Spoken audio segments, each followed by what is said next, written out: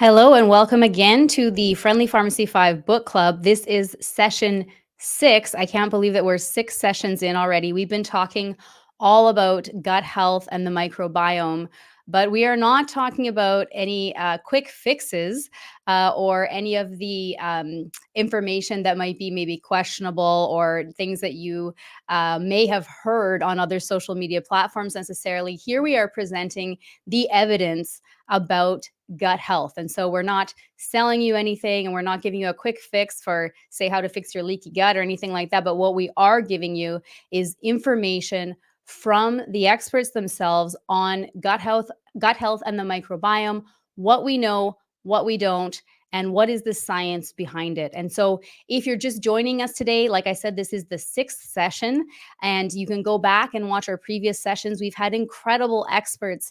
We've had a gastroenterologist from the Mayo Clinic join us, and we've had another doctor from Duke University. Dr. Wishmeyer was with us just about 10 days ago, gave an incredible presentation about the microbiome and the use of probiotics for different health conditions and common infections. So please go back and watch those because these recordings are available for a limited time only. So the inspiration for these sessions actually came from a book that a friend of mine wrote called Gut Logic. And I was actually able to contribute to this book. And we're not trying to sell you this book here, but Graham Mackenzie, the author of the book, is with us. And Dragana, who is another contributor. Inspiration really came from the interest that I know that a lot of people have in gut health and the microbiome. And I just wanted to go a little bit deeper and feature some of the sections from the book and learn a little bit more about this topic. So Graham and Dragana are with us today. Thank you both so much for joining us again on a beautiful Saturday evening. Thank you. Great to be here. Thank you, Lindsay. It's wonderful to have you both. Now, at the end of this session, we will be giving away a copy of Gut Logic to a lucky viewer. So if you make a comment or if you ask a question during our live session, you will be automatically entered to win a book. And we will be drawing that at the end of the session. We'll be letting you know who won the book, and then you'll just have to reach out to me and we will send you a hard copy. It is not an ebook, a hard copy of the book. Okay. So just a few things that I want you to know. Again, please feel free to make comments, ask questions, and that kind of thing throughout the session, because we really do want to hear what your questions are for even future sessions, but also we'd like to hear what insights, maybe what your biggest takeaways are as we go throughout the presentation today. And then again, there will be a Q&A at the end of this session with our presenter. And today our presenter is going to be Dragana Skokovic-Sunjic, who is the author of the Clinical Guide to Probiotics and also one of the contributors to the book Gut Logic. So I just want to let you know that if you do want transcripts of the Q&As, you can sign up for my newsletter, which is at friendlypharmacy5.com. The newsletter is actually a place where I'm dropping a big surprise in a couple of weeks. So if you sign up for the newsletter, you'll find out. If you don't, you won't. But you will get also the Q&A transcripts if you do sign up for the newsletter. So I just slipped that in there because I really want to tell you guys, but I can't tell you what I'm going to announce in the newsletter in a couple of weeks. Anyways, so if you sign up, you can get those Q&A transcripts, okay? So before we go to our speaker today, which is Dragana, I wanted to chat a little bit with our author, Graham Mackenzie. And for those of you that are unaware, Graham Mackenzie has actually written 2 books. So we all know about Gut Logic, but his first book was, Healthy Logic. And Healthy Logic was how I actually became friends with Graham, I think, because I found out he was an author. And I think I reached out to him and he actually came on the channel and he talked about a specific chapter from his book, which was about compounding products for topical products for pain. And so if you want to see that interview with Graham, you can go back. But Graham, I just wanted to ask you a couple of questions. So you're a pharmacist and you actually owned a pharmacy for 20 years. You just sold your pharmacy. So what inspires a pharmacist to write a book, and how was that experience for you? Well, it was during a time that I was just doing a lot of blogging. So I was writing a lot anyway. And as a writer, which I never really considered myself a writer, but there are times that stuff just kind of flows out onto the keyboard, and there's times that it doesn't. And I found I was just at a time that why don't I put all of this stuff that I'm writing, in fact, all of the stuff that we all get asked as pharmacists during the run of a week and are trying to back it up with some evidence. And so I took it all and compiled what I was typically, getting looked at for questions, looked up the evidence for it, and it turned out I had way more than I could put into one book. So they had to take a lot of it out. Unfortunately, that was kind of a painful process for me. But yeah, over a 10-year period, I kind of compiled all of these questions and evidence, and it was a lot of just searching for evidence for 8 or 9 years before it was finally brought to the bookshelves. That's really neat because sometimes we don't hear the story behind how these books actually happen, right? And I know you had that blog for quite a while, right? And Yep. and obviously you had a lot to say.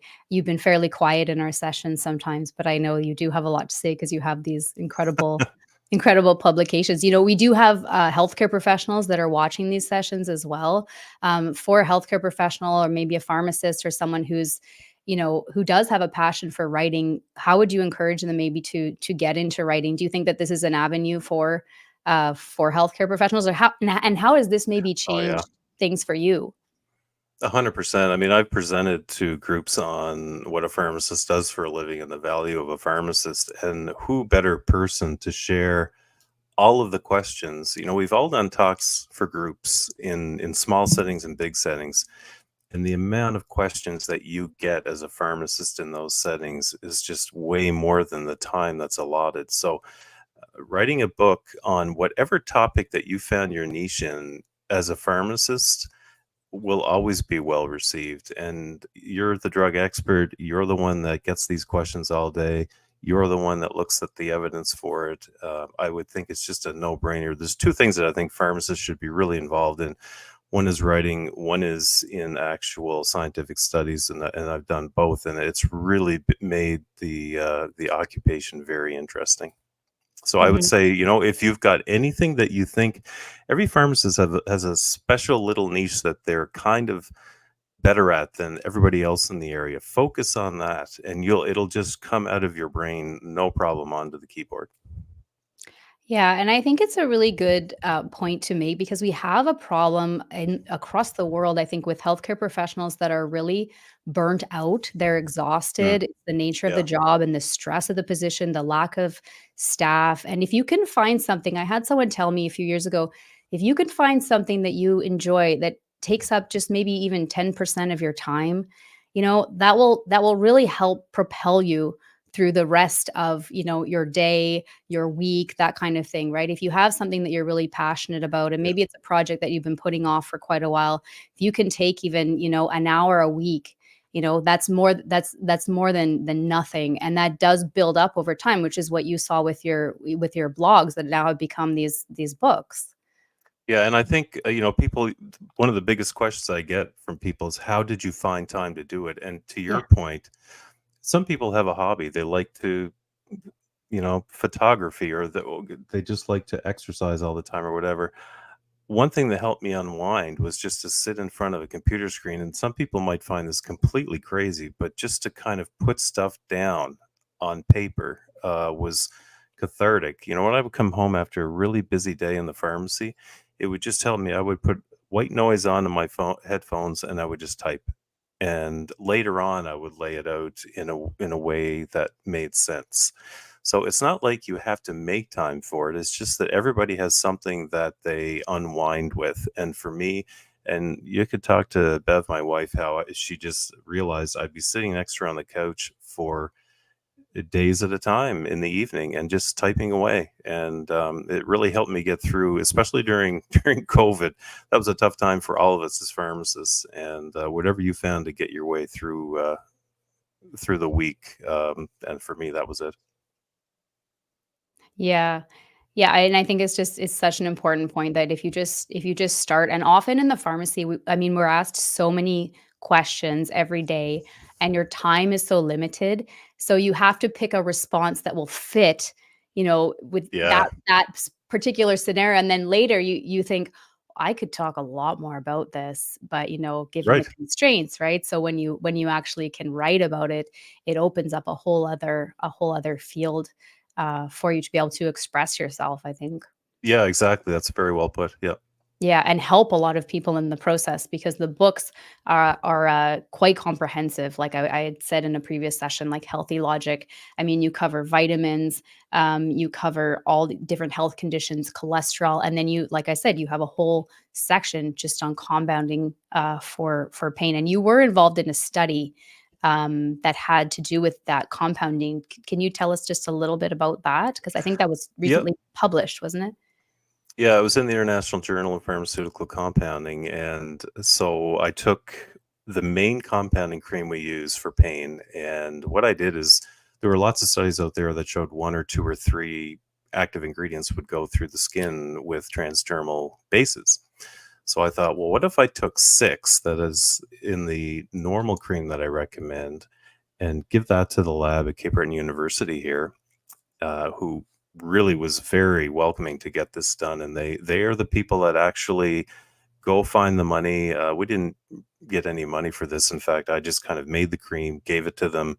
I said, just let me know what happens so I can keep recommending this to physicians. And it turns out that if it turns out that this is not passing all these ingredients through the skin, I want to know, and I could change what I'm recommending. So it turned out that there were 3 bases and there were 6 different active ingredients. And it was really interesting to see how each base would allow how much of each active ingredient to go through. So it turned out that all the 3 bases we were using was doing the job. Yeah, it's really fascinating, and I will link the interview with Graham in the description of this video, because the having a topical solution for pain, we know that there are oral medications for pain, but if you can go with a topical route, if that is able to address the pain, you don't end up with a lot of these systemic side effects that these oral medications can cause. And a lot of people don't know that this is an option, even physicians. And the way you explain it in the interview, you talk about the different dermatome maps. It's really fascinating. So people can definitely go to that. Is that still something that your pharmacy does quite a bit, Graham? Yeah, we do. And it's funny that video, I don't know how it came up. I think I was just Googling something and that video came up, that interview that we did together. And I listened to the whole thing. It was kind of interesting to hear it back again, when I had a little more hair back then. But yeah, it's something we still do. I still love talking about it with physicians, and I love just the expression they get when they have no idea this was out there, and how you can give 6 ingredients or less to somebody with way less side effects than giving them orally. Yeah, and I know in the interview you talked about a couple of stories where it was really life-changing for people. Someone who's Hmm. dealing with chronic pain, they don't know what to do, and then you can provide a solution, and even work with them to kind of tweak the formulation, and that kind of thing. It's Yeah. life-changing for someone. Yeah. Yeah, it's very personalized, and that's what compounding is. We have one little thing that needs to be changed, and we change that. And there are people that, in tears will tell you how they can now go to the playground with their grandkids, or they weren't able to even get out of bed before, and now they can. There's hits and misses with everything in medicine, but I am so glad I found compounding, especially for palliative care, pain relief. This is tough pain to treat, and it's just been such an amazing adventure with compounding. Mhm. Yeah, well, thank you for sharing a little bit about your journey as an author, and we'll keep talking to you, Graham, Yep. throughout the rest of these sessions. I think it's important for healthcare professionals to see other healthcare professionals that are taking a pathway that's maybe not as traditional, right? And you still do practice as a pharmacist, but Mhm. you have these other projects that you've done, and they've been really rewarding for you, but also for others who have been touched by the books. And actually, I have had comments from people who have won your book and who have read it, responding to me, I cannot believe how good this book is. I read it in very short period of time, and they really appreciate it, right? And so extending your reach and impacting lives, I think, is just it's just so significant. Imagine if you hadn't done it, right? So Yeah, and I think the the grasp that you have with the public, because you're the most accessible healthcare professional there, and they're waiting for days or weeks sometimes to get an answer from somebody in healthcare, and you are just the go-to person. So it just made sense to have a book out there. It's almost like I used to joke with Bev. I said, if now somebody has a question in the store, I'll just say, here's the book, read this, and you can get the answer from there. Yeah, well, it's great to have the resource, right? Because like I said, Yep. sometimes you only have time for a quick answer, but if you want to go deeper, Yep. here's a resource, right? So thank you Yep. for sharing that. That's just wonderful. So if you're just joining Yeah. us, we are in session 6 of our Gut Logic series, and we are talking about the microbiome. We're talking about gut health, and we are talking about all of this from an evidence-based perspective, because I really feel like there's a whole lot of information out there about gut health, but a lot of it is not evidence-based. And so how do you know what to trust and where to go to? And so I want to introduce you to our speaker today, Dragana Skokovic-Sunjic, and she is also a pharmacist. But Dragana Skokovic-Sunjic is not only a clinical pharmacist, she is also a Menopause Society certified practitioner. She practices in a primary care setting with Hamilton Family Health Team. In addition to her collaborative practice, she is a leader in knowledge mobilization for probiotics worldwide. Dragana speaks on stages all over the world. She's actually just about to go to Europe, but we have her here today, which is fabulous. Dragana translates scientific research in the field of probiotics, and she is the author of the Clinical Guide to Probiotic Products in Canada and in the US. She has been the author of this guide. This is a free guide that is available since 2008 and is reviewed annually and updated annually to reflect the latest evidence. Dragana's objective is to enable clinicians and patients to recognize if and when probiotic therapy is necessary and what probiotic strains would be the most appropriate for the desired outcome. Dragana's efforts in probiotic education led to the establishment of the Alliance for Education on Probiotics, otherwise known as AE-Probio, in 2015, which supports publishing the clinical guides to probiotic products and coordinates the preparation and delivery of various educational tools designed for healthcare professionals and consumers. So please welcome Dragana Skokovic-Sunjic with me today. She is a dear friend and colleague. And Dragana, thank you so much for being with us again today to share some of your incredible knowledge on this topic that we all need to understand a lot more about. Thank you, Lindsay. And I have to also say same things that Graham said. We as a pharmacist do so much, but you manage to actually pass those messages and in a beautiful way to wide audiences. We see our patients, we may see some groups that we present to conferences, but it's a small audiences and you bring it to everybody. So thank you for that. And thank you for coordinating these sessions. They've been such a blast. Great guests and great education sharing. And I'm hoping that tonight we'll maybe summarize some things that have been said already and provide some interesting guidance, maybe answers to specific questions. Yeah, absolutely. And I'm really looking forward to learning more from you. Every time I talk to you, I learn from you. And so I know that we're in for a really special treat.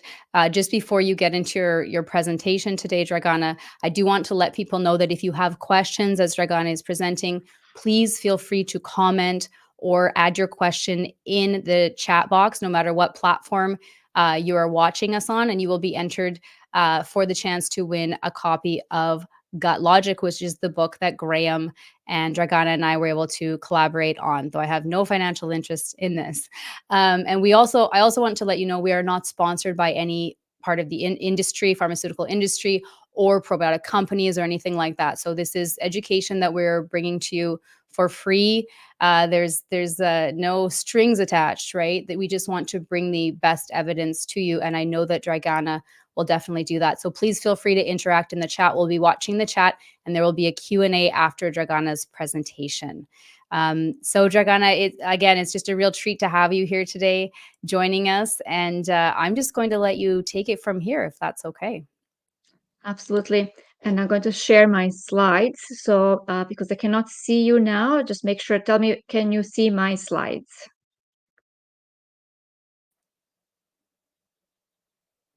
Yes. Okay, perfect. So good. Thank you. If you're nodding, I cannot see you. So again, thank you for a great introduction, and thank you for saying that these efforts that we've done over the past many weeks are done with no commercial bias or support. And tonight we are actually taking time to speak to all of you, even though Maple Leafs are playing. So that's big dedication on behalf of all of us, especially Graham, that's his big fan. So thank you for listening to me talking about probiotics and gut health as a part of the Gut Logic series. And then thank you for a great introduction, Lindsay. We already have had lots of sessions, and just want to remind you all about some of the fundamental facts. You know, the microbiota as an ecosystem. Basically, we did go over this fact that we have our own human cells, but we have much more of the microbial cells. And we are host for these microbes that are majorly in our gut, but also on our skin, in our mouth, everywhere in our body. And that kind of a equilibrium and, you know, playing a good host to the good guest is very fragile. So we have to make sure that this equilibrium is functioning well. In our gut and in our body, we have some 500 or more species of bacteria that are well identified. We also have some species of viruses and fungi and protozoa and phages. So all different kinds of microorganisms that live in and on our body.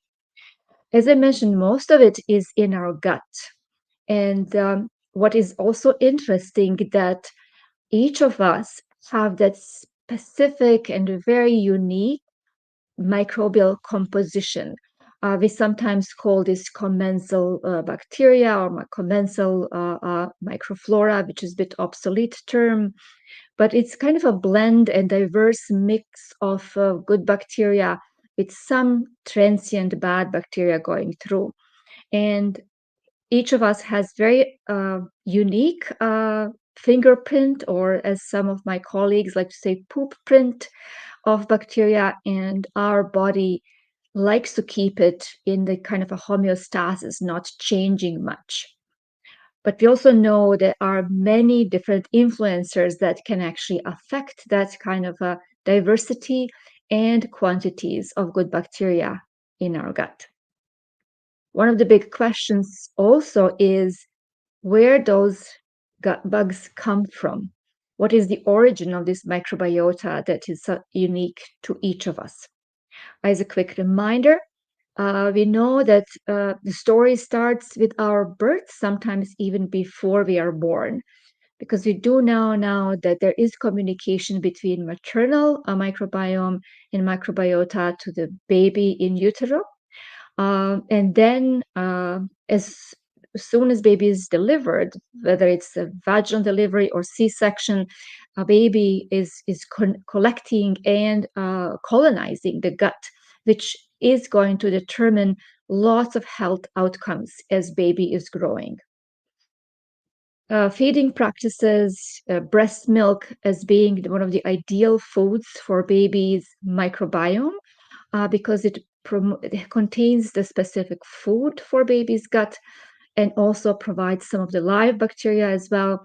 It is very crucial in the first couple of weeks, month in everybody's life. So that's where everything starts. But then we know that everybody is unique. But again, what is interesting and very important, and I believe we have addressed this in the past, is keeping that diverse microbiome and microbiota well fed, meaning supporting it with good diet and not injuring it with different kinds of practices, such as taking medications or different kinds of substances or high stress, lack of sleep. All of that can affect the composition and diversity and quantity of good bacteria in the gut. So with all of that, we would like to always think about, we know the facts, what are the interventions we can do that could be maybe quick fixes or prevention for the any issues that are related to the gut microbiome. Because as we said before, gut microbiota and what happens in the gut doesn't really stay in the gut. It affects the rest of the body. It affects the rest of the body in multiple ways, and keeping it healthy by different intervention is a key. We mentioned throughout the past sessions different kinds of things such as prebiotics, probiotics, and symbiotics. So let's start with some definitions. With the prebiotic, some of the historic definitions for prebiotic they are still, I would say, widely used, but they're not specific enough. Historically, we would say that this is a non-digestible compound that is through its metabolism by microorganisms in the gut, they modulate the composition or activity of the gut microbiota and potentially being beneficial on our body. But updated and maybe more tight definition of prebiotic is any substrate that is selectively utilized by host microorganism and can confer a health benefit. So basically, we now know that prebiotics are preferred food for our microbes and for probiotics if we take them. So it's very specific and not any substance that we assume would be a prebiotic. So lots of confusion with prebiotics, and especially on the marketplace and the promotion. Many things are promoted as prebiotic, which in turn are not. To give you some examples, here is something from that updated definition on what prebiotics are. Not all fiber are prebiotic. Some of the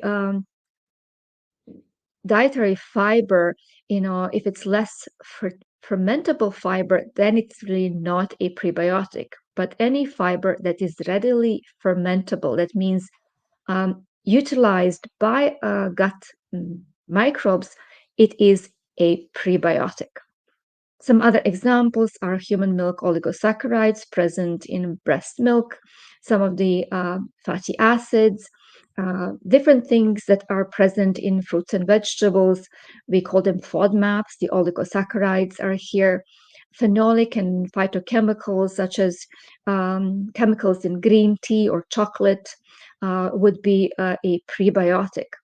So these are things that are affecting and supporting the gut microbiome. When we talk about symbiotics, it's by definition, again, we're getting into kind of nitty-gritty of definitions. It's a mixture comprising live microorganisms and those substrates that are selectively utilized by host microorganism that can provide health benefit. I highlighted some of the key things, and it's always a health benefit on the host. So it has to have some kind of a outcome for us to be a symbiotic. To clarify the confusion with symbiotics, there are two defined subsets of symbiotics. They are synergistic and complementary symbiotics. Sometimes these synergistic symbiotics would be a prebiotic that will support the specific bacteria or probiotic that is administered with that prebiotic, or complementary symbiotics would be something that will support any of the good microbes, not only those that are administered with this prebiotic. So it kind of gets complicated, but what we have to keep in mind, it's not just a mixture of pre and probiotics that is a symbiotic. Lots of confusing language around this whole area. Coming to probiotics, and again, this term probiotic, I would say it's been abused and misused and misunderstood by many for last 20 years or more. And sometimes it's not used in some harm-inducing way, but quite often is used to promote things that are actually not probiotics. So by definition, a probiotic is a live microorganism that, when administered in adequate amounts, confer a health benefit on the host. That's the most updated definition of probiotic. Keywords are live microorganism, adequate amounts, and health benefit. So keeping that in mind. And we also have to know what is the definition, what is the specific bacteria that we are talking about. We have to know what it is. Very briefly, I know this is a complicated slide, but I just want to go through some of the key points of the mode of action of probiotics. Basically, they support and mimic the action of our own commensal good bacteria.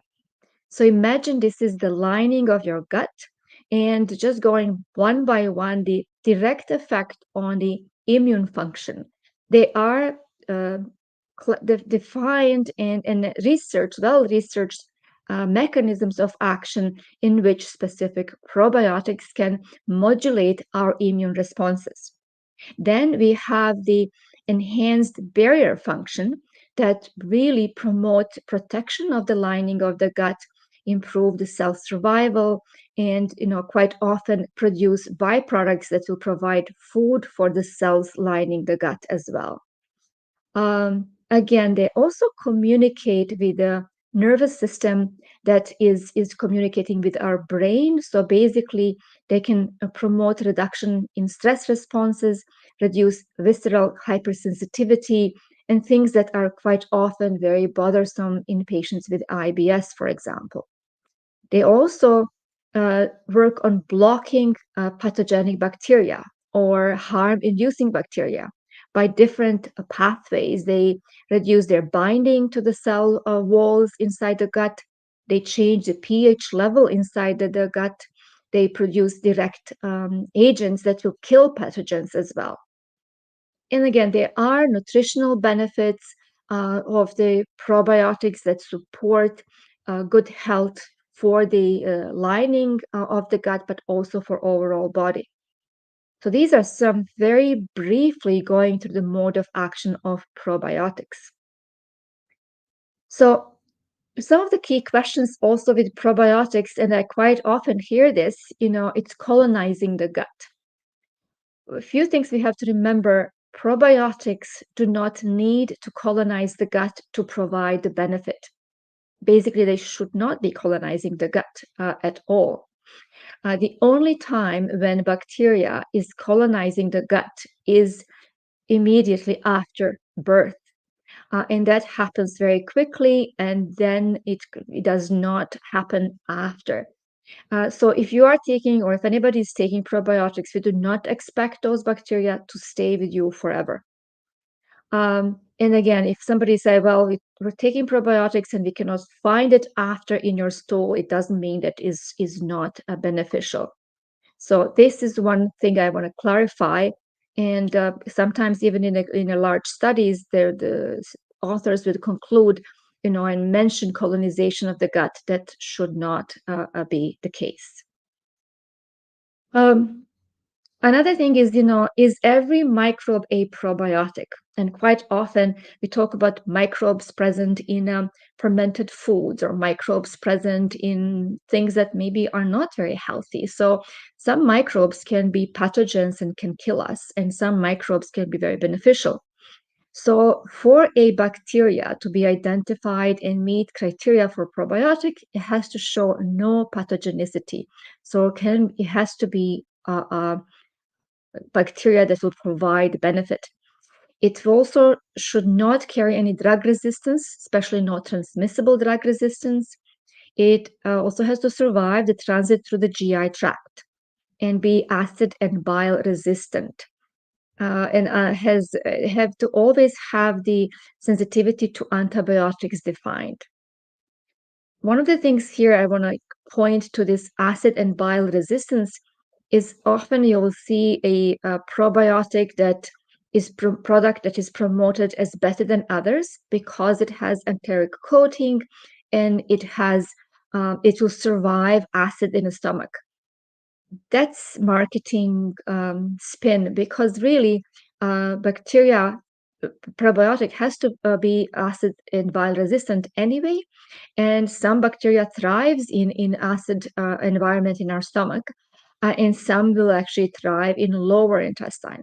So the being enteric coated, it could be a benefit if you are aiming to release the bacteria lower in a colon rather than in a small intestine. And there might be reason for it, but it does not mean that this is superior or better than other products and probiotics. With some things that we mentioned in the past is the probiotic strains. And I just want to touch very briefly on this scientific nomenclature or giving names to bacteria. That's kind of a basic microbiology. Each bacteria is defined by genus, which is like a large family. Species, it's a small, household family, and strain is specific person. So it's really, we have to know all three parts of the name to know bacteria. Those names tend to be fairly complicated. So we always start with, and some of the common and recognized strain, the genuses are Bifidobacterium, for example, or Lactobacillus, which has been renamed recently. And then species, for example, Acidophilus or Longum. And quite often I see my patients and I ask them what probiotics they're taking, and they are very proud to say that they are taking Acidophilus, not even realizing that Acidophilus has numerous strains and each one has different effects. And here are some made-up examples of strains. For example, it's always a mixture of letters and numbers that does not make much sense to the layperson and quite often does not make much sense to even healthcare professionals. But this last part of the name is something that is extremely important. And it defines that particular bacteria and tells us what to expect when and if we take this specific probiotic. To give better example, and maybe it's a very dramatic example, is the strains I quite often use this illustration, Escherichia coli. Escherichia is genus and coli is species. It's something that most of us are very familiar with. We have heard of E. coli or Escherichia coli, and quite often in fairly negative connotation, expecting harm. I'm giving you here some examples. For example, the strain Nisle 1917 is a probiotic strain of E. coli. It's a well-defined strain that has been used and is still used globally as a supplement with demonstrated benefits in inflammatory bowel disease, in very serious disease. So this is not harmful E. coli strain. Second example is a strain that is commensal for most of us, and it's often harmless unless given opportunity. So it's not something that will cause harm for no reason. But the last strain that is listed here it comes from the same genus and species, but it's extremely harmful strain. It's the enterohemorrhagic strain of E. coli. And it's one that it's, I would say, infamous because in some 20 years ago, this particular strain of E. coli got into water supply of the small town in Ontario, and most of the population of that town got sick. Hundreds were hospitalized with a very serious enterohemorrhagic infection, and 7 people died. So it is, at this particular example, there is a difference between life and death when it comes to difference between strains. One of the things I always say, I hope that we'll never encounter harmful strain sold as probiotic. But again, it's just an example to illustrate that strains do matter. So, and knowing the strain is extremely important. So different probiotic strains will produce different actions. And if probiotics are used as an intervention, we have to very carefully select, and we usually select this based on published data. Graham mentioned and Lindsay mentioned, we are pharmacists. We like to see the evidence. We like to look at the studies, just dissect the studies, and find the evidence and be impressed by evidence before we recommend something to our patients. One of the points of this and objectives of this my talk today is really when do we use probiotics and for what condition we can use probiotics and what is the research showing. So over the last 20-25 years, we are finding that there's lots of evidence supporting the use of probiotics, specific probiotics, for example, for antibiotic-associated diarrhea, also for irritable bowel syndrome symptoms. Quite often we use them for a specific inflammatory bowel disease, specifically for pouchitis and ulcerative colitis. We don't have enough evidence for Crohn's disease. Infectious diarrhea, even migraine, mood and affect, mastitis, and much more. So those are symptoms and indications for a patient population. So when somebody has symptoms and takes this specific probiotic, we can measure the outcomes and see if the probiotic can be helpful. With this kind of information, we also got lots of questions about using probiotics in healthy population. Even though it's really difficult to define what is health and how do we measure health and who is healthy, who is unhealthy. And some of the research done in using probiotics in healthy population does suggest there is an option of using specific probiotics, for example, for minimizing risks or preventing complications. So, for example, here are some of the indications or suggested uses for specific probiotics in patients that are really not sick. So, if you're planning or trying to reduce the incidence and or duration of common respiratory tract infections, such as common cold and flu, and maybe decrease the need for antibiotics, we have large data and large body of evidence for using probiotics for this purpose. I believe Dr. Wischmeyer did review lots of that data in his presentation. There's also potential use of probiotics to improve blood lipid profiles, especially in patients with maybe high LDL or dyslipidemia. I believe Graham also talked about that in his talk.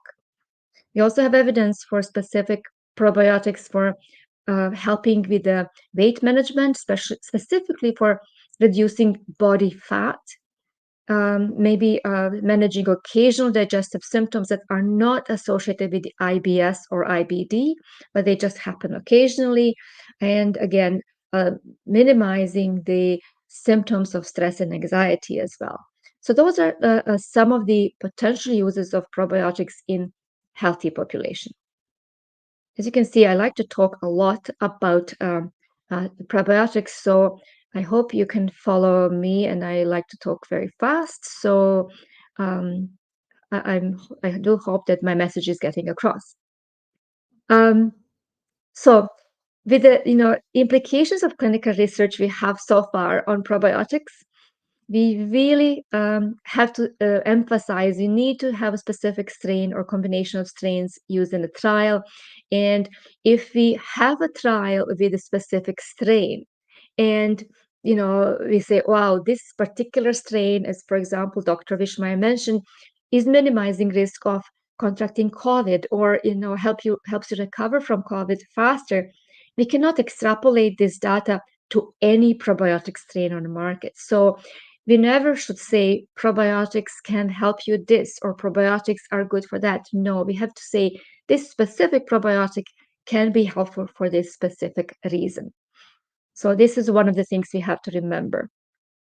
Being a pharmacist, I like to always compare probiotics to medications. Each one is unique, and we have to have a specific purpose. I believe we discussed that in the past sessions. We don't tell our patients, I work in a primary care practice. I don't tell them go to the pharmacy and take a medication. You have a high blood pressure, go to the pharmacy and ask them for medication. No, I give them prescription with specific name of the medication, dose, and expectations. So the same approach should be taken when we are recommending probiotics or even selecting probiotics for ourselves for specific reason. So Dr. Demianos talked about safety of probiotics, but most probiotics are safe for most people. If you're in doubt, again, speak with your healthcare professional. And if we are recommending probiotics to our patients, we like to document what strains are using, what format and dose, and monitor for any adverse effects or monitor for benefits. If you're a patient experiencing problem with probiotic, I would say report that to your healthcare professional. There are mechanisms for recording these events, and more we learn about it, better for all of us. So from all the studies and definitions, what's happening with probiotics in the real world? What's happening out there in a pharmacy shelves or, grocery store shelves, and what's happening in the research? As I mentioned, in the last decades, the interest and research in probiotics is growing rapidly and exponentially, and it's not slowing down. When we started the clinical guide to probiotics, that was in 2008, you can see how many studies were published per year, and look at the number of studies exponentially higher almost 15 years later. So it's definitely difficult to keep up with all the research done in this whole area. But what we also are observing that popular demand for probiotics is growing, and it's growing rapidly. I believe also throughout the COVID, we did observe a huge impact and huge interest increases in all different kinds of natural health products. And again, probiotics are a category that is growing very, very rapidly. So what it means is that lots of our patients are using probiotics. Lots of our patients are spending lots of funds and money on probiotics. But what sometimes is confusing and unfortunate is that they might be selecting wrong probiotics or for wrong reasons.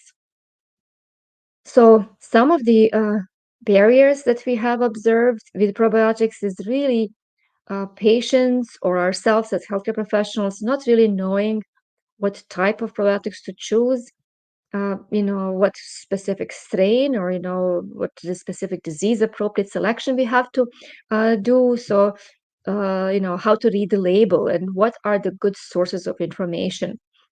Again, I'd really like to thank Lindsay for organizing these sessions. I'd like to thank Graham for writing the book, Gut Logic, because it is helping us and helping patients decide and navigate this still very confusing field. So when we're asking, who is guiding the patient decision as well, and, what is on the label, there are some minimum labeling requirements that every probiotic should have. If the product you're purchasing or looking at does not have these, I would say don't waste your money. Some of there are international bodies that have published and suggest these minimum labeling requirements, but they are not strictly enforced. So every label should have the dosage format, what probiotic strain is in it, how many CFU or colony forming units, which is the strength of the product, is in each capsule or dose, what are storage instructions, what is expiry date. So every reputable product should have this as a minimum on their label. With the probiotic labels, make sure to read them and check them and make sure that each name of the strain is present. Otherwise, you do not know what's in it. As I mentioned, there are lots of resources and lots of chatter on social media specifically about probiotics. You open a newspaper, you read, something online, You see the different advertisements. Everybody is talking about probiotics. So how do we figure it out? How do we find good resources? What is encouraging to see is that physicians, pharmacists, dietitians are still fairly highly ranked as influencing patient decisions, which is great. But I believe if we did a survey again now, the social media impact will be much higher than what is noted here. And again, we are all witnessing that. So when it comes to evidence, and what do we do? Do we sit down and read all those hundreds of studies that are published every year to figure out what to do? Or is there something else we can rely on? So this is the reason why a group of my colleagues and myself started this whole project with the clinical guide, connected with all different kinds of bodies and boards and societies to figure out how do we get this message to our colleagues, to pharmacists and other healthcare professionals, and ultimately to patients. So because translating these research findings into practical product recommendations can be really challenging. And one of the challenging things is that product names, the actual brand names, cannot appear in the published studies. And that is the most challenging part. I was very pleased to see that International Scientific Association for Probiotics and Prebiotics, or ISAP, which is a globally recognized authority in probiotics and probiotics, is recommended and the guides that we produce. So they say that these two guides, the clinical guide to probiotic products in Canada and US, are evidence-based, consumer-friendly list of some probiotic products backed by clinical evidence. This is a quote from their recommendation. But interesting is that the reason why we have only some probiotic products is because we do have very strict inclusion criteria. So not too many probiotic products will actually appear in the guide. Coming to the guide, here is just a little kind of example of the cover page of the guide. The reference tool was created in 2008, as Lindsay mentioned. And in 2008, the guide had one page, had 9 references. I'm not sure exactly, but it was very a small number of products listed that was supported by evidence. It's been growing ever since. We are now in 16th edition in Canada and 10th edition in US, and we have 24 pages and 250 plus references. So this just to illustrate the sheer amount of data and research that has been going on in the last 2 decades. The guide itself is the clinical decision-making tool. It's a reference tool. So basically helps clinicians, but also helps patients to select the appropriate product and also the dose for specific indication. And again, it is supported by the Alliance for Education on Probiotics, and the content of these guides is reviewed and updated annually. The reason for annual updates is because things change. Sometimes products that are on the market might change the strain that is present in the product or the amount of bacteria in the product that might warrant a product being removed from the list or another one added. I mentioned earlier the inclusion criteria for the clinical guide to probiotic products is very strict. And all the points of the inclusion criteria has to be satisfied for something to be listed in the guide. The product has to be commercially available. Why is that? We often come across a study and it is with a very well-defined probiotic strain or combination of strains and with great evidence for some amazing indication. But then we realize that that particular strain it's not commercially available either in Canada or US. And then we just have to park that study for maybe if that product becomes available. Also, we had great studies and research done on some strains with great evidence for cholesterol lowering done in Quebec, in Montreal. And we had the product available in Canada for a short period of time, and now it's been discontinued just because of the low demand. So those kind of things make a first item in the inclusion criteria. It has to be commercially available, easily accessible, so the patient can actually go to the pharmacy or the grocery store or marketplace and then purchase it. Any product that we list has to be either natural product number approved by Health Canada, that means reviewed by Health Canada, or generally recognized as safe or GRAS status by FDA. It has to have published clinical evidence, and we are limiting the studies that we accept to human studies. So if the product shows great evidence for rats, we will look at the evidence, but product cannot be included unless it has human studies. And also evidence must be for the specified combination of strains, not extrapolated and some other combination of strains to be added. With methods, again, there's a lot of work going on in annual reviews of the guide. We are doing ongoing and comprehensive literature reviews and searches, looking for new studies published. And again, we are part of networks that will actually be alerted if the new studies was published. And again, we do include only studies with the defined clinical outcomes. That means that when patients were taking this strain of probiotic, there was measurable and meaningful change for the patient. They were either preventing the problem or solving the problem. If they take the strain and strain is identified in stool without change in how a patient feels, that is not included.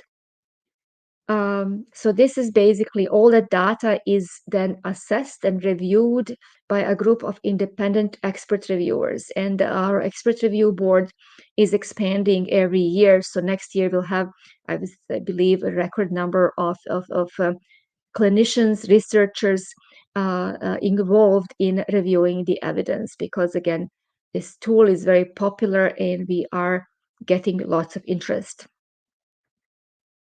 The guide itself is produced in a print. In Canada, we have French version and English version, and then in US, we have English version only. So it's that the 24 pages booklet. And we also have the same information on websites. So US Probiotic Guide is the US version, probioticchart.ca is Canadian version. So everything you read in the print is on the website as well. Bit easier to search. The website is interactive, and I'll show you how it looks like. Also, the online version includes the mobile apps. They are free of charge. You can download them, and just if you download them, make sure to pick one for your appropriate country. The reason why there's a difference between Canada and US is because brand names are often different in Canada and US.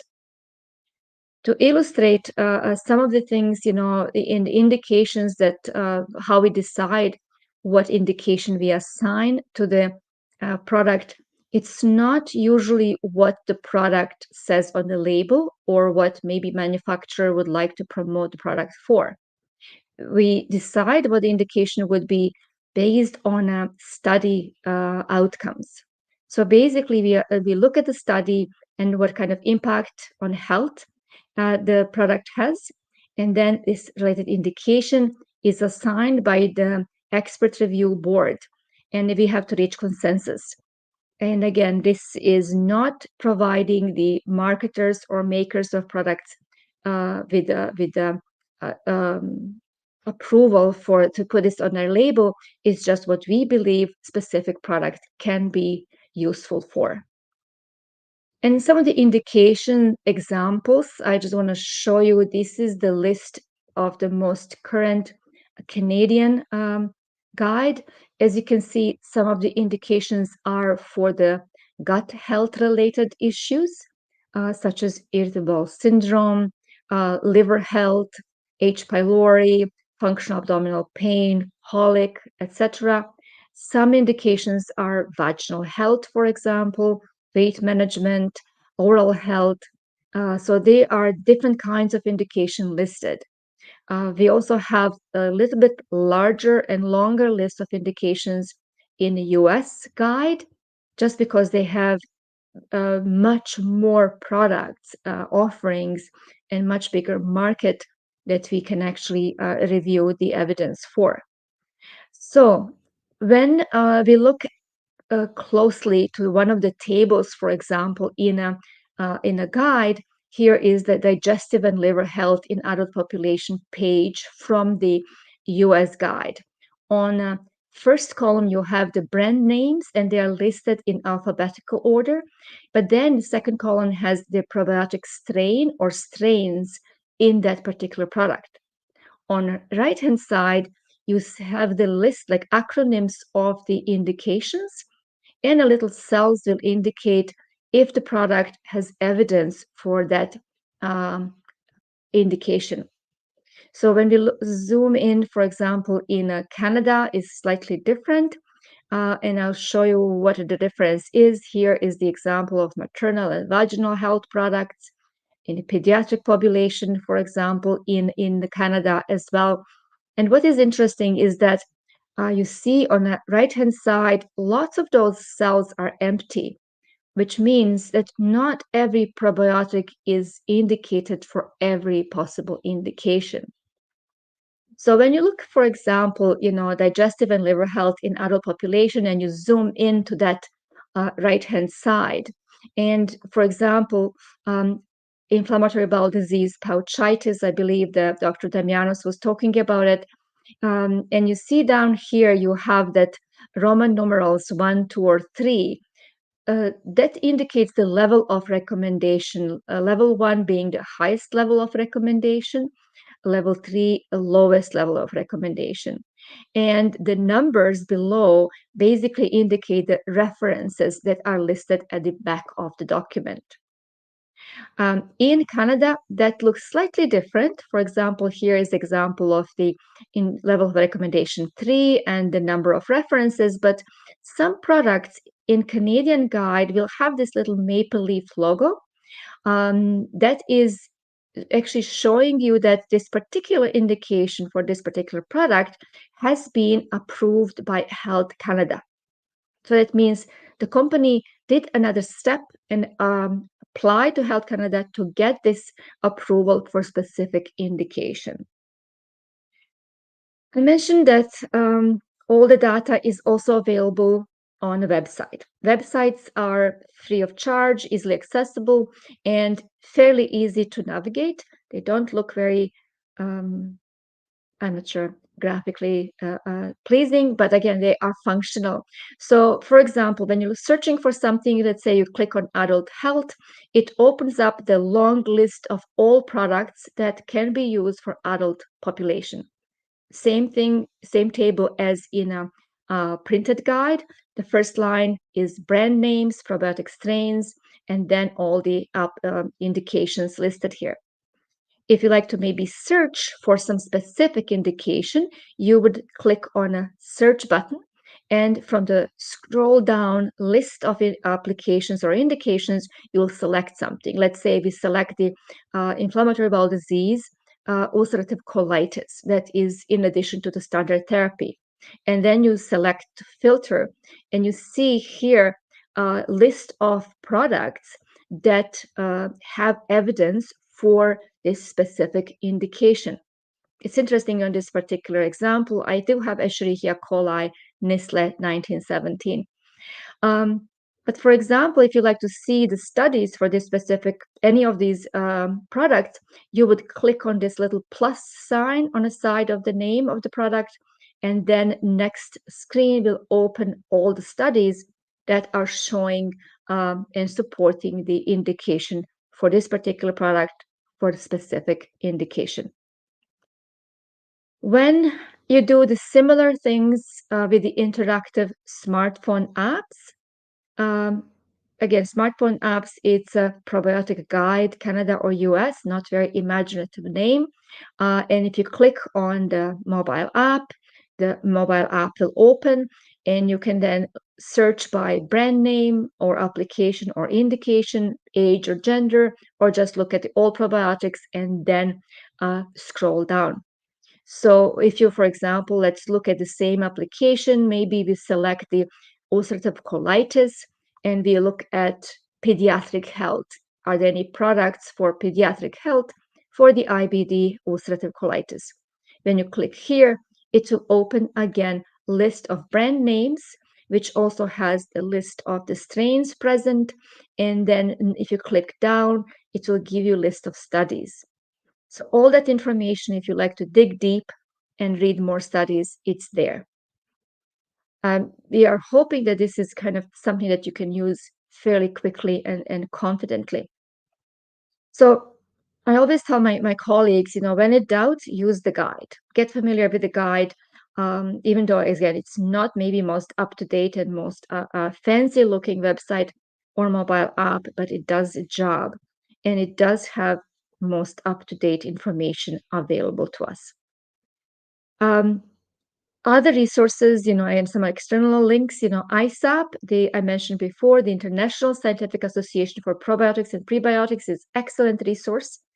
And for healthcare professionals and for patients and consumers with the great different kinds of resources available on their website.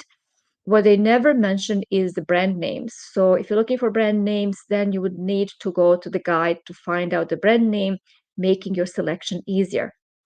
The Alliance for Education on Probiotics, again, does provide tools for healthcare professionals, but also different information for patients or consumers. So just very briefly, I want to show you some of the options that you can find on the APROBio website. There are different educational events similar to the ones that we are doing today, not as fancy as Lindsay's lives. But again, we did have great webinars with great experts talking about different topics, and all of those sessions are recorded and available on the website. We have short videos that you can watch and share and share with patients or share with your healthcare professionals. We have patient education resources, one-pagers on different conditions, which will also list very simply all the products with good evidence. And again, animations to make information sharing more fun and simpler. So definitely suggest to search all the resources that are available and get good use of them.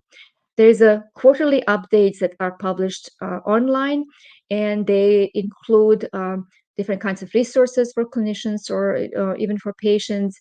We have the section of the book recommendation, which we did recommend Gut Logic by Graham Mackenzie.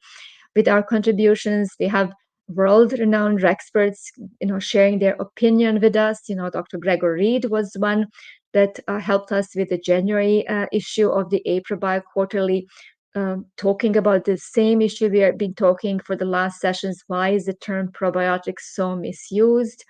And he offers his opinion. It's interesting that, for example, Dr. Reed was actually one on the panel that initially defined probiotics in 2001, and again, it was also involved with the updated definition in 2015. Dr. Damianos is our regular contributor to the research review. So what he does, he would look at the latest published studies and give his comments on those studies and summaries. So really great always to keep up to date with the research. So with all of that, I'll end up my slideshow, and I guess we can then go back to our session, and I'll have Lindsay share the questions. Wow, Dragana, thank you so much. That was an incredible overview. You covered some of the fundamentals there, also some of the misconceptions and some of the things to watch out for when you're selecting a probiotic. That was really eye-opening. Graham, what were your thoughts or takeaways there? I especially like the part about being specific, and I do talks to physicians and, show them the site, and, they've never heard of it before, and the feedback they get when you do a talk like that is say, yeah, I had no idea that existed. I'll use it all the time. But when you're giving talks, it's funny how when you say in studies that you're not supposed to mention the brand name, and it is so almost uneducational to give a recommendation for a probiotic and not give the brand name. You kind of leave the person wandering out there, and even the pharmacy kind of struggling to find out what product they're supposed to give the person. So I always give the disclaimer that when I'm talking about probiotics to groups, that I will definitely be giving brand name recommendations from the site when I'm talking to them, because otherwise, it's just information that they probably won't be able to use. Yeah, and one of the things you mentioned, Dragan, in a previous talk, I'm wondering if you could just touch on it for us today, for those who weren't able to see it, uh, that I wasn't really aware of was the advent of now generic probiotics. So some of these big box stores that have their own label now. And can you just kind of speak to that? Because I think that a lot of us shop at these large box stores, and just to tell people kind of what to be careful about when they're looking at this, because pharmacists, we often do recommend generic medications, right? And there's research behind that, and there's equivalency behind that, but that might not be the case with probiotics, from what I was understanding. Is that correct? That is correct. You know, I always say make sure that you know the strain. Strain, that complicated long name is your key. Sometimes, in Canada and US, we have maybe few products with the same strain or strain combinations, and they would be brand names maybe, but they will be having the same strain in it. What I have observed is these kind of store brands or generic alternatives, and quite often we are, I've seen that before in pharmacy. I have aspirin, Bayer aspirin, which is acetyl salicylic acid, and next to it you have store brand or another store brand, a few generic versions of aspirin, which is just acetyl salicylic acid, much cheaper. Same thing. With simple molecules, we can do that. With the simple vitamins, we can do that. But when it comes to probiotics, if it's not the same strain, it's not the same. And what is unfortunate is, and I'm observing this, is that you have a brand name with so much studies and data supporting this particular distinctive looking brand name, for example, for IBS. And next to it, you have similar color scheme package of the store brand with completely different strain in it. And I would search for the studies with that other strain. There's no studies, there's no evidence. But for the consumer, it looks very similar, and we are used to getting the cheaper version, store brand of something that is expensive, and we would reach for it, which is really, really unfortunate. Some of the products that are designed for newborns and babies and for colic, for example, they also have lots of evidence, globally recognized brand. But then I see similarly looking drops for store brand that has no evidence. I think the harm is done by giving your patients something that does not work. That is a harm. That's why I'm really unhappy with this misconception of generic or store brand or cheaper probiotics. Look for the brand name that has the same strain, might be on sale, but make sure that strain is present. Yeah, it's a really good point, because often these probiotics aren't cheap either, right?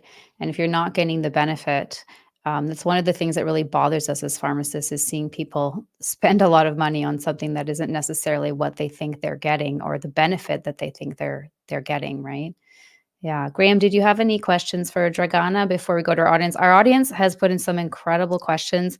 If you have questions, please do submit them in the comment section. You'll be entered to win a copy of Graham's book, Gut Logic. And we really would love to hear from you. Graham, any comments or questions before we go to some of our audience questions? Well, I think that last topic you were just discussing really brings to light one of the reasons why I wrote the book, is that there's a lot of money spent on probiotics, and it makes it a target for people that would be against the supplement industry. So I'm not for or against supplements, has nothing to do with that. But one of the arguments that probiotics doesn't work, like Dragan had mentioned, where we don't see colonization in the gut of the probiotics that we're given. I think basically we have to understand that if you give substance A to somebody that has medical problem B, and that medical problem improves in a randomized placebo-controlled trial, then we have evidence that it works. And statistically, this is how science advances. So, I think to the point of supplements, if we could just separate probiotics from that world for just a minute and look at the evidence, this is why the book was there. And I have to say, one of the reasons I picked probiotics for this book was because of Dragana. I was aware of her before I even came up with this book, and she was just such almost like a savior in the pharmacy industry, that, she was somebody that was really grabbing onto a topic that could help people. And it really kind of made sense to me to write this book based on all the work that she had done on it. And it was just like a no-brainer to have her contribute to this as well as you, Lindsay. But I really have to congratulate you on all that work that you have done on that site for all of these years, and all of the clinicians that have benefited from that. It's just incredible work. I think you deserve a huge award for that. Thank you for such a kind words. Sometimes, you don't know whether you're just, fighting uphill battle for no reason. But hearing this, I do get, a new wind in my sails. So definitely will keep going. Yeah, I can assure you, I guarantee you that clinicians, as long as I've been talking about this since the book came out, it's a whole world they were not aware of. And that guide is just so easy to use. Thank you so much. Thank you. Shall Yeah, we go and to questions, Lindsay? Yeah, and I will just we'll go to questions, but I will say this: it was like we were searching for something in the dark before we got this guide, right? Before we got the clinical guide, it was just like trying to help people, but we were blindfolded. And then Dragana, produced this incredible publication, again, that is free, completely free. You just go to the aeprobio.com website, and you can better serve your patients or even yourself. And so it illuminates this whole topic with evidence, right, that we can trust, right? So Dragana, I know, you started this back in, I think it was 2008, and what a journey that's been, and you've stuck with it.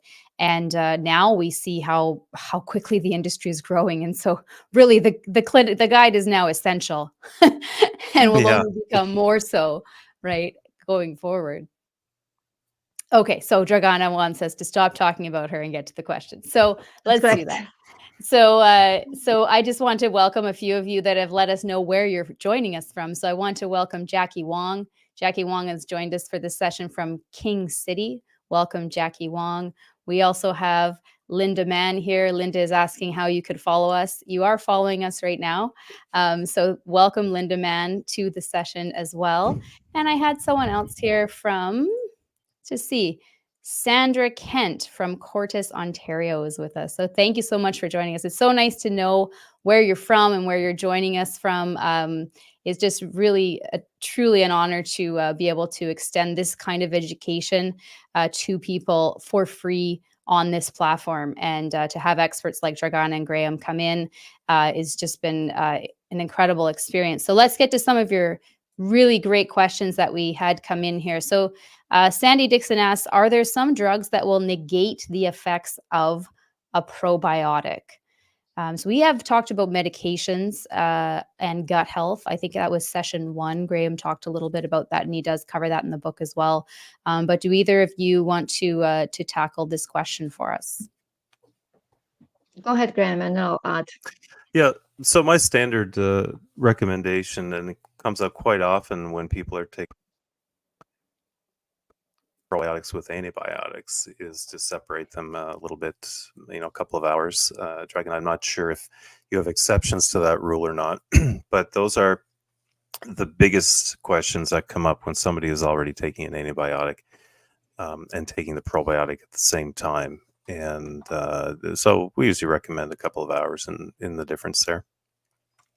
Yeah, and to add to that is with the antibiotics, we have this kind of empirical recommendation to take probiotic 2 hours apart. This is not really based on a hard science. It's very empirical, and we might learn something different soon. So I'm hoping that we'll know better soon, because some studies have been done, pilot studies with a specific probiotic combination of strains available commercially with antibiotic in the same capsule. And the effect of antibiotic was actually better with probiotic together against specific strains. So we'll know more soon. At this point, we are suggesting take it apart. We also suggest, if you're taking antifungals orally, to take it apart from yeast-based probiotics. Still, it's based on empirical science, or assuming that they will interact. We also know that long-term use of some strong corticosteroids can affect your own diversity of your own microbiome, and they might also affect and impair the effectiveness of probiotics. But again, there's very small case reports, not really much data on that. We are learning more as we speak. Yeah, I think that points to the sometimes in science we have something that we can kind of spell out physiologically, and we try not to make claims based on that. But like Dragana has said, that without actually having hard evidence on this, in the meantime, the recommendation would be to separate them. Yeah, great question, and thank you both for that answer. Elizabeth asks, how do I know what probiotics I need? I was told I don't need probiotics that were given to me by my naturopath, so I stopped, and my stomach pain got worse, and it got better as soon as I started again. So any thoughts on that one, Dragana? So again, if you are experiencing symptom relief with a probiotic, and no adverse effects, and you actually find that you need to take it for long-term relief of symptoms, that should be no problem continuing to take it. I quite often suggest for patients to take a probiotic for specific symptoms for 8 to 12 weeks. And if it's not working, then that is not a good solution. We might try something else or try a different approach. Or if symptoms are gone, then you can attempt to stop probiotic, maintain a good microbiome in your gut by good diet and less stress and good lifestyles. If the symptoms flare up again, go back to the same that has shown the benefit for you.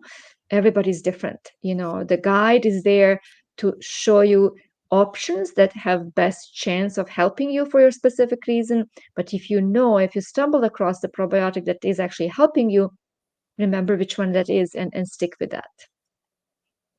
Yeah, it's interesting when you mentioned that. Whenever I'm brought out front and asked a question on an OTC product, one of the first questions I ask is, what did you use before that worked? And you're right, if it's working, then keep using it. But it really points to the guide and how important it is to have a diagnosis for what is going on.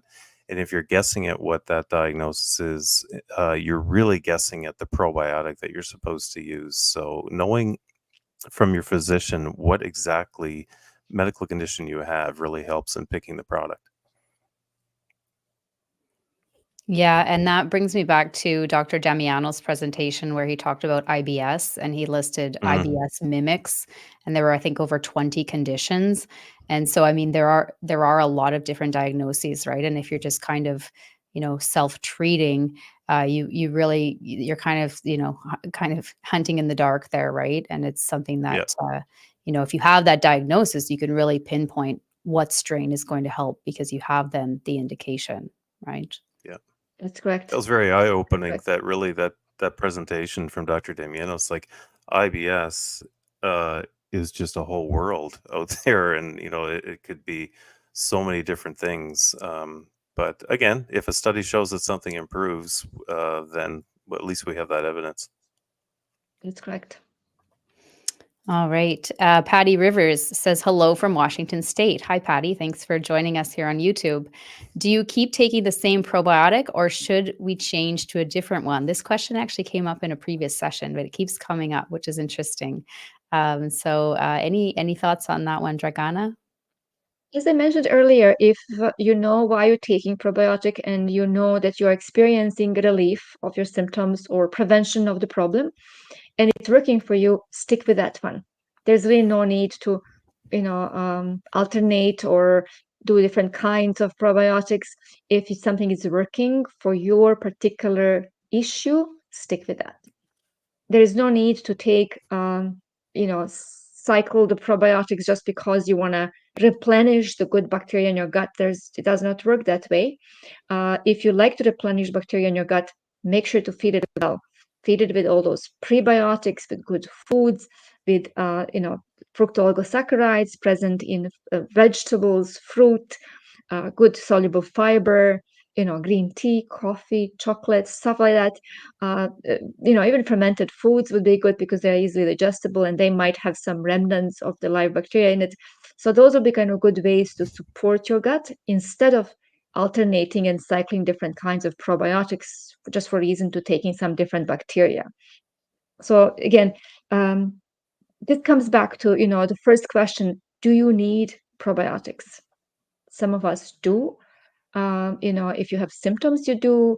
If you want to prevent the problem, you might take the probiotic instead of just taking your chances of not getting a cold or flu or not getting the traveler's diarrhea, etc.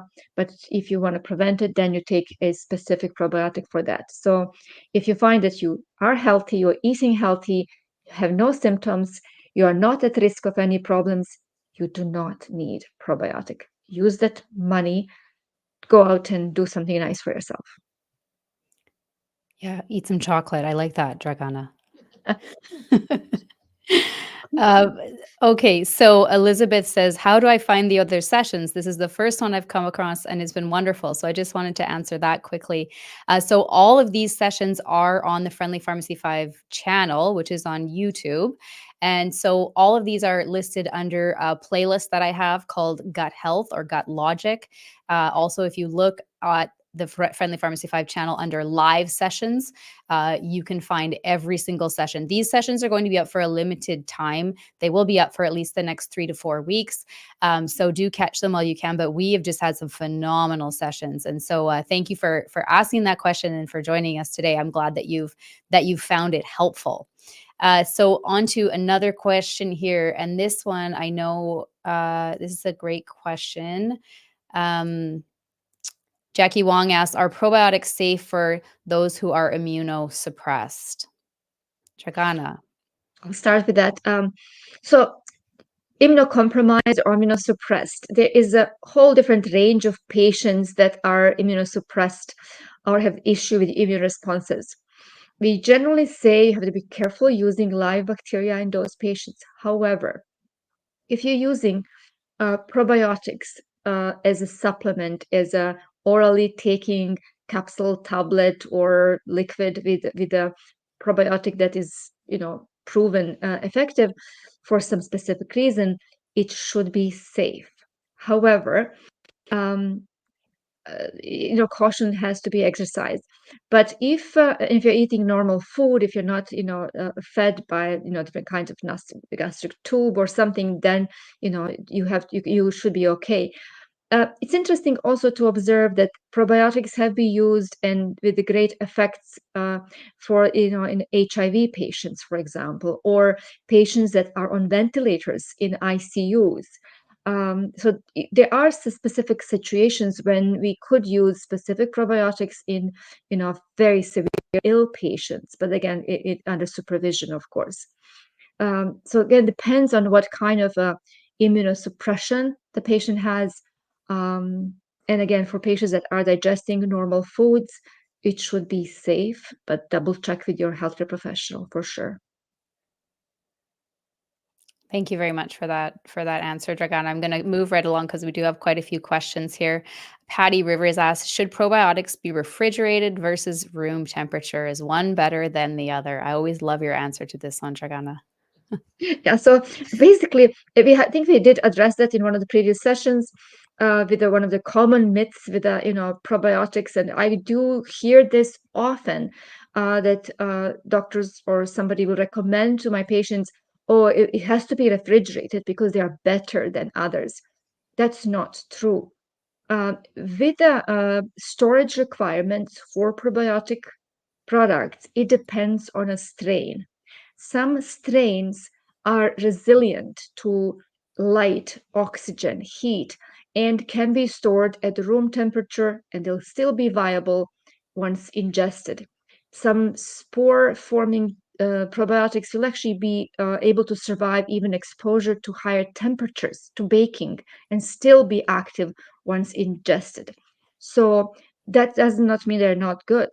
But some other strains are very sensitive to exposure to oxygen, light, temperature, and they need to be preserved in a stable temperature, like refrigerated, to preserve their viability.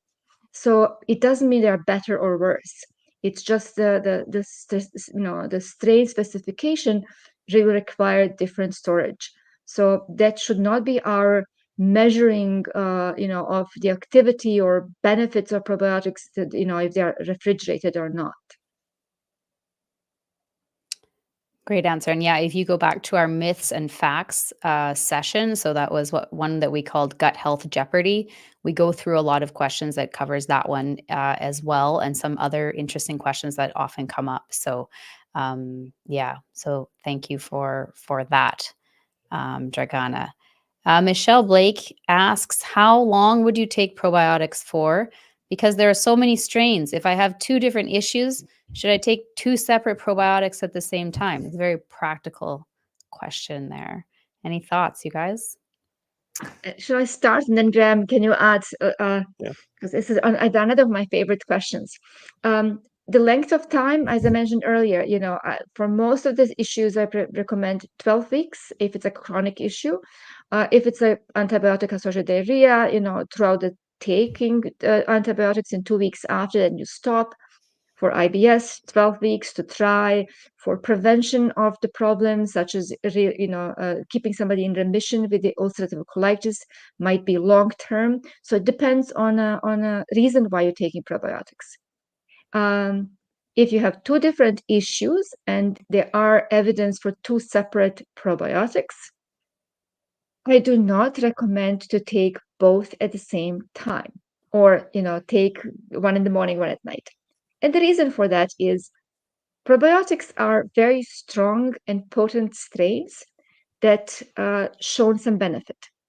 When you put those two strong strains together, they might start competing with each other for food, or who is going to survive in the gut longer.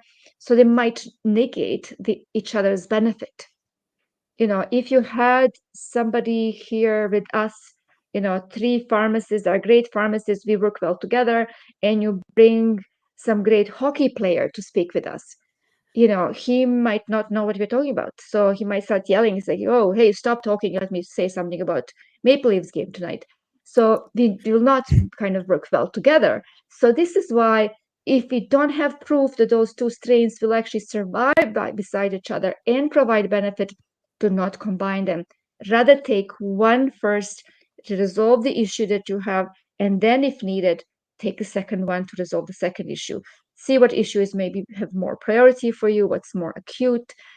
but do not combine the strains. Yeah, I love her analogies. She has she gave one in the book as well, as far as plumbers and households and things like that. It really kind of makes you remember things a lot easier. But yeah, you're right. I mean, it's pick the issue that is the worst right now and treat that one with the probiotic. But yeah, hopefully there'll be more information come out with that. I don't know how many studies, Dragana, that you've seen that people have tried 2 different probiotics and there's been issues with them. It would be nice to see more studies come out that give us a firmer recommendation on that. But yeah, treat one at a time.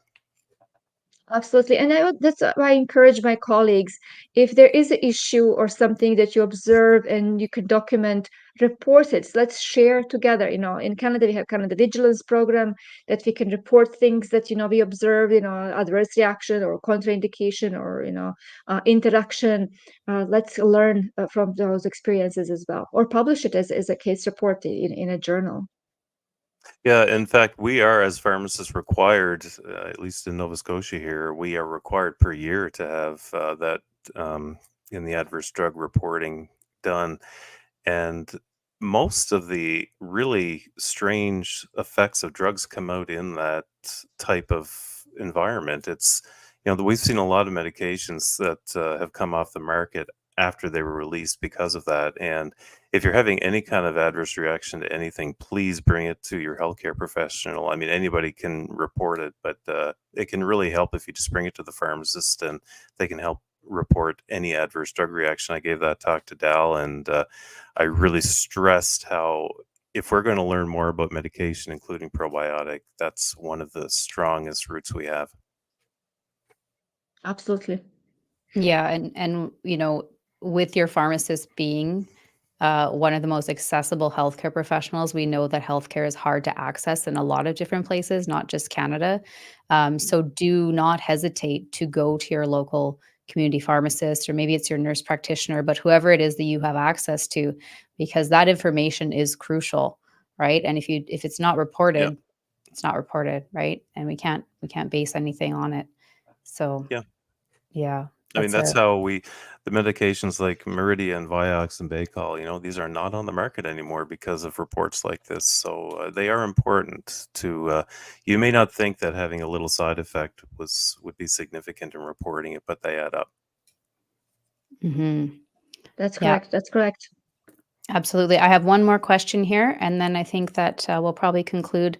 Jackie Wong asks, is the evidence available for any particular strains to reduce inflammation in lupus patients? So I know if you went to the AE ProBio guide, you could probably find out, but just off the top of your head, Dragana or Graham, any idea for this particular indication? So I will just say that I have seen some preliminary data, but it's very preliminary. And they are measuring different kinds of inflammatory factors in lupus and similar conditions.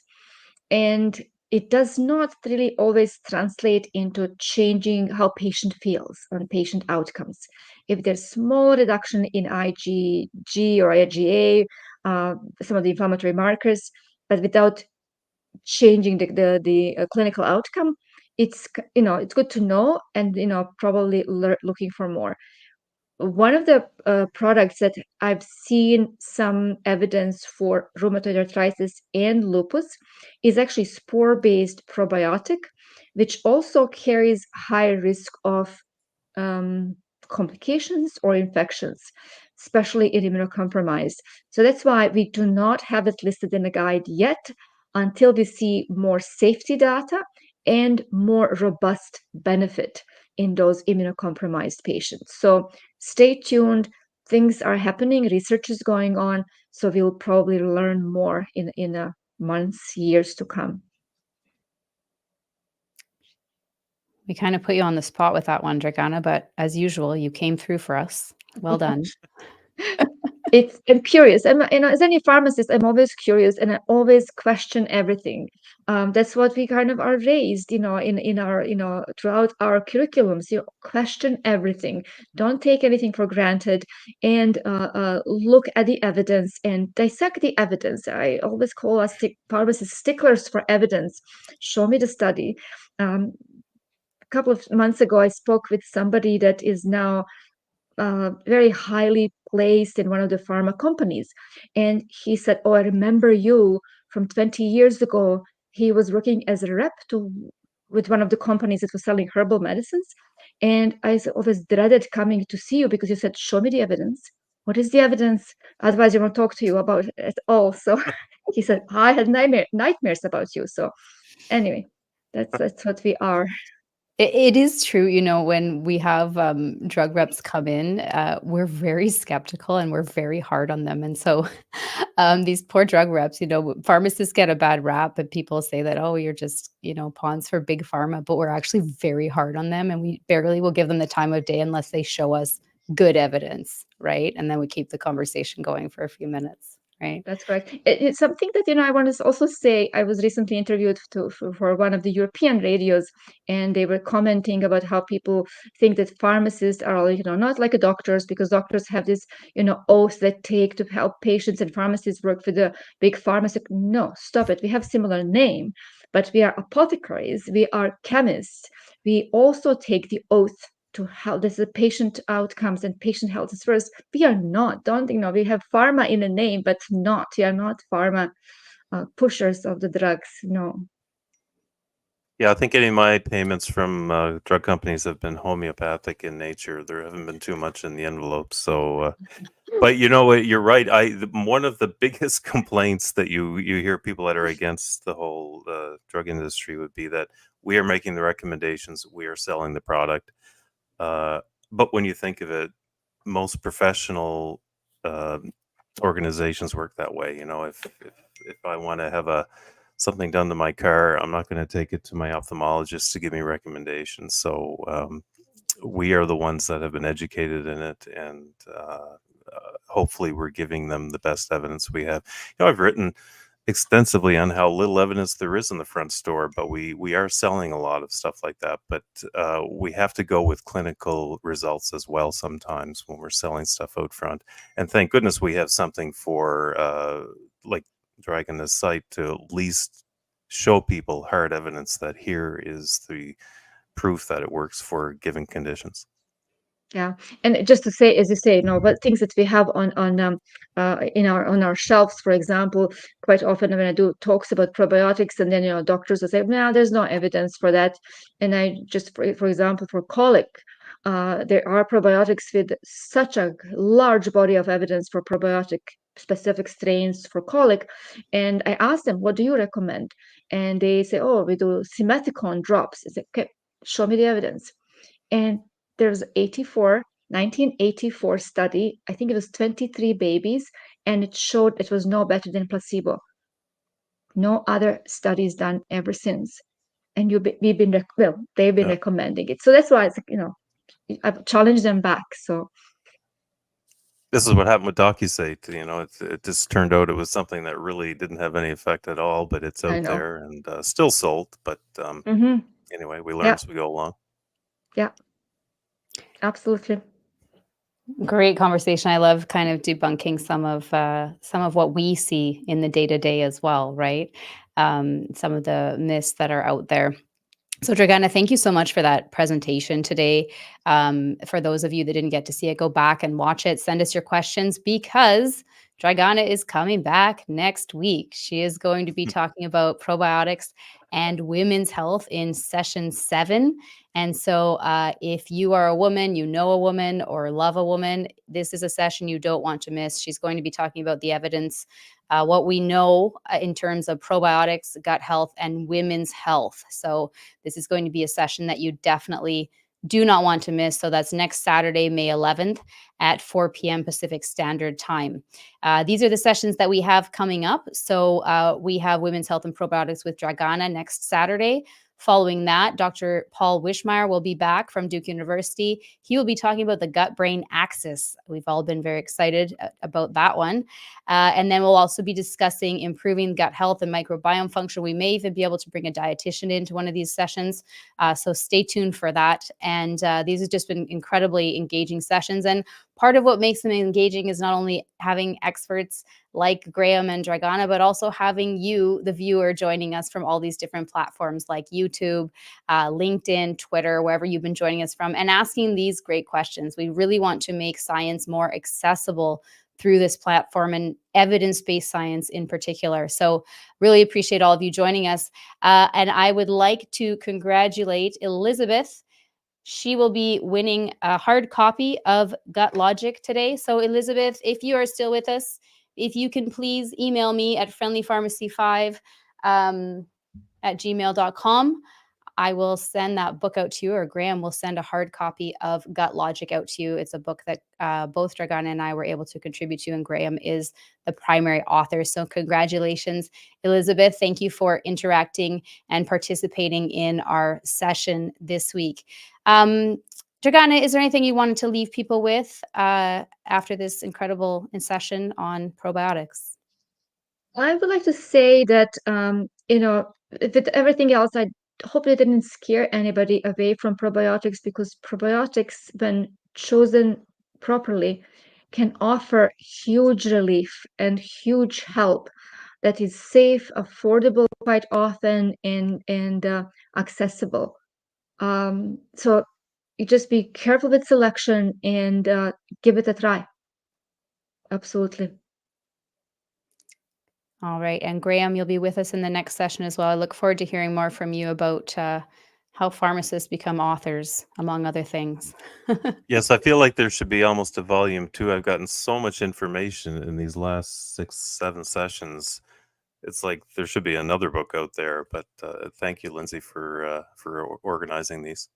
It's been a pleasure, and we'll keep it going for another few weeks here. And thank you both for taking the time to make this information more accessible to people. So you can catch us next week. Again, next Saturday, Dragana will be with us talking about probiotics and women's health. Thank you all so much for taking some time out of your day to join us, talk about probiotics and the evidence for or against it, and debunk some myths. Thank you both for being here, and thank you all for watching. Greatly appreciated. Take care and stay healthy.